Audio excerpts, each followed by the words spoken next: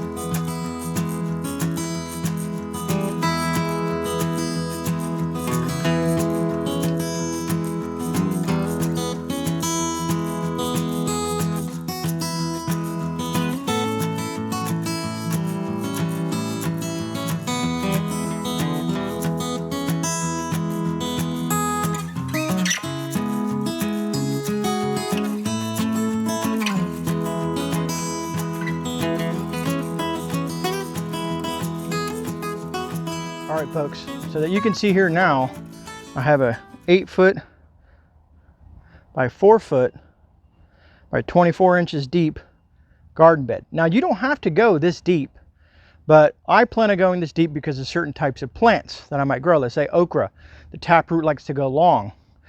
If you give your tomato plants more room, their roots will also grow long and it supports the plant a lot better. So certain plants, you want to plan this out because 12 inches really doesn't give the plant that much room. Now, if you're growing lettuce, you know, and maybe some beets and certain things like that that are they don't take up that much space, then sure, that would be great. But I want to make sure that I can grow anything that I'm looking to grow in this. Now, if you come over here, you can see how these have notches on the outside. So you can always add to these beds.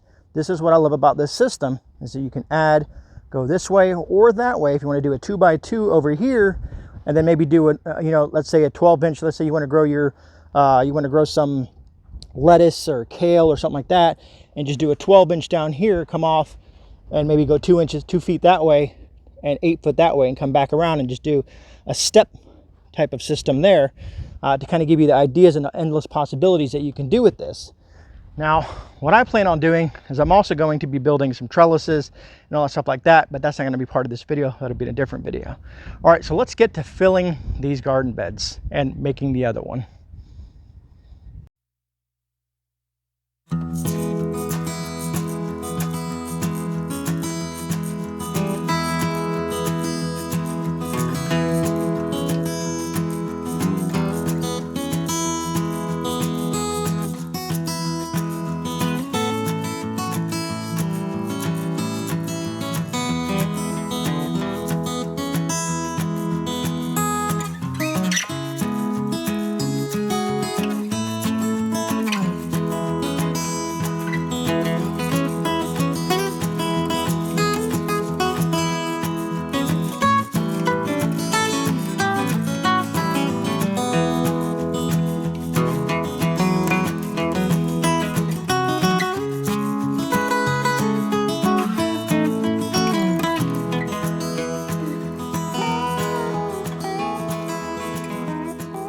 First, what we're going to do is we're going to layer this cypress mulch down here.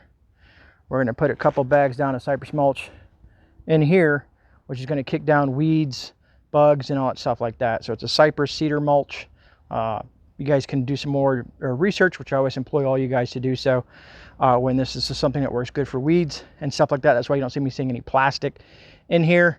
And like I said, another quick thing about these here is, let's say I mean, we only plan on being in this area for a couple of years, but let's say you have this for 5 years and you need to replace one of these things.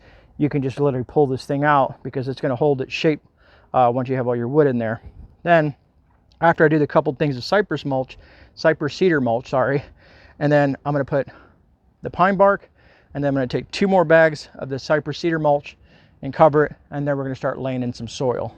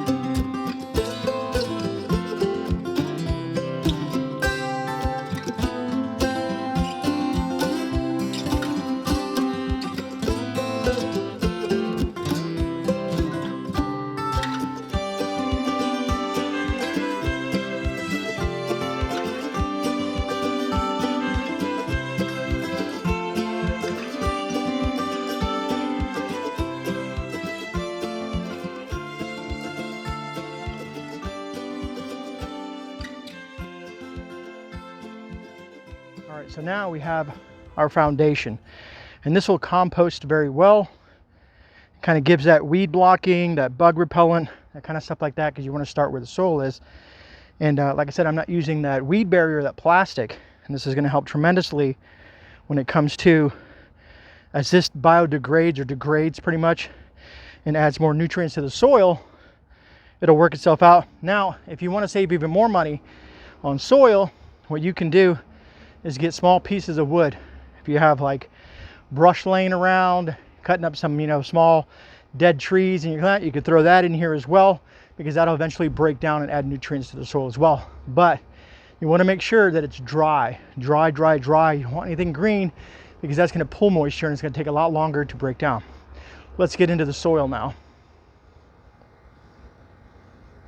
All right, so what I'm going to do now is, as you can see, I got some of the soil laid around me to make it easier for me instead of dragging bags all around.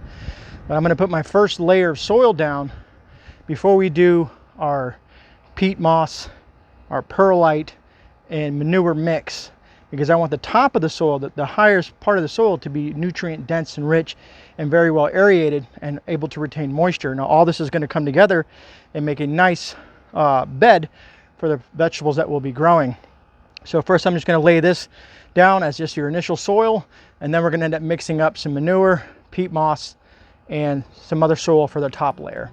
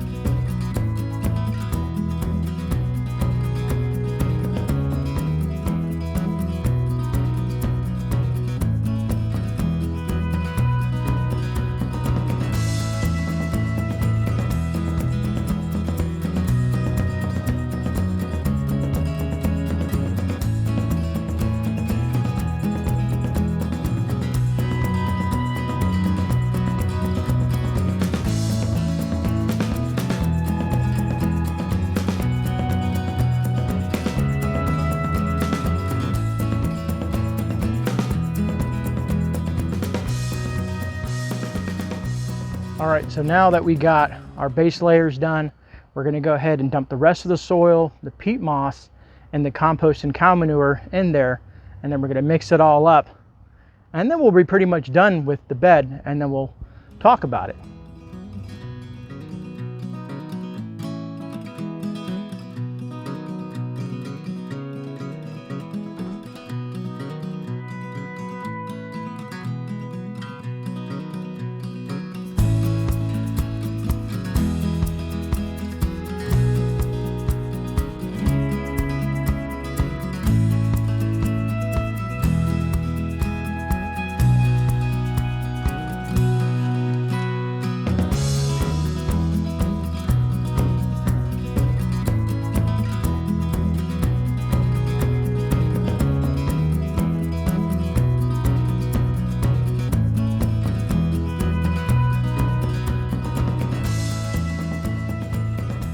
All right, folks, so this is our finished product. And so you're probably wondering, there's, like I said, about 4 inches right there. And I want to leave a couple inch lip for several reasons. One, once I get my plants in here, I plan on adding some straw to keep the moisture in, because it's Florida. And we have that thing over there that will beat down on this and absorb and take out the nutrients out of this soil. So we're going to try to do everything to protect the moisture content in the soil nutrients from the sun, so the plants can get that. Also, on a later video, we're going to be building some trellises on top of here, some trellises that are going to go up, around, or that way. We're going to be doing some drip irrigation. So a lot of things to see as we build out. There's 2 of them, but we're going to end up adding a total of 4. It should be really nice once we're done. And don't mind the tripod there. All right, so let's go to me and finish this video up. So as I was saying, we got so many big plans for this garden that we're doing here in this home. Like I said, we're doing it this way because we're only going to be here for a few years before basically we move again, but it'll be our final move to our homestead. Folks, if you can, folks, you know, some people said, you know, don't grow, you know, don't worry for the next couple of years. Don't worry about growing a garden. But if things happen, you want to have some food. Now, that being said, some of you folks are like, Grey, look at all those people around you. They can see that you're growing food. So I want to address that. One, here's what I'm hoping to do. I'm hoping to inspire this small community out here on the fringes of town, because the street next door to us, cows, the street over here, cows. So this community is way out from the town center, far out to drive. Anyways, I'm hoping to inspire some of these other people. Like, wow, look at those guys. They're gardening, they're growing stuff. I want people to come over and ask me, hey, how'd you set that up? How do you, you know, I want to be able to help some of these people possibly start gardening. I want them to ask me, hey, what kind of plants are you growing? What is that? And I can give them ideas. Just imagine if we can get 20, 30, 40% of this community growing their own food. Things go sideways, that'd be truly beneficial to have a community with a bunch of gardeners in it that know how to grow their own food. Anyways, folks, if anything truly was really ever to bad happen, true SHTF, the balloon goes up, the world's collapsing, and it's the end of the world as you know it, we probably won't be here. And what I mean by that is, like I said, my buddy has 150 acres in Georgia. This just wouldn't be the spot. We would take everything we could and do what we need to do. That's worst case scenario. But for now, with the way the world is, we're going to continue to grow our own food. I want to bring you guys along, and hopefully some of you folks might learn some things. I've learned so much from you over the past few years in my gardening videos. So many of you out there have helped me learn some really intriguing things out there about gardening, how to garden, different plants to grow. And then I have a sponsor that I'm going to bring in later, and we're going to use one of the garden beds strictly for their seeds, their heirloom seeds. They send it to me and they're like, hey, Grey, can you grow our seeds and share it with your community? I said, sure can.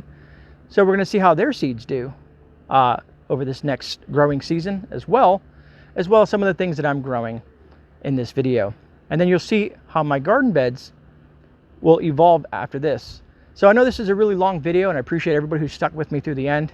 There's a lot of work involved, but so much more to go. Stay tuned, folks. Next will be what we're planning for this spring and what we got going on next. And you guys get to watch this evolve into a really neat raised bed garden in a suburban environment. All right, great. I almost messed up there, folks. But anyways, again, folks, remember, you are not alone. This is GreyMan. I'm out. I'll see you guys on the rebound, and God bless.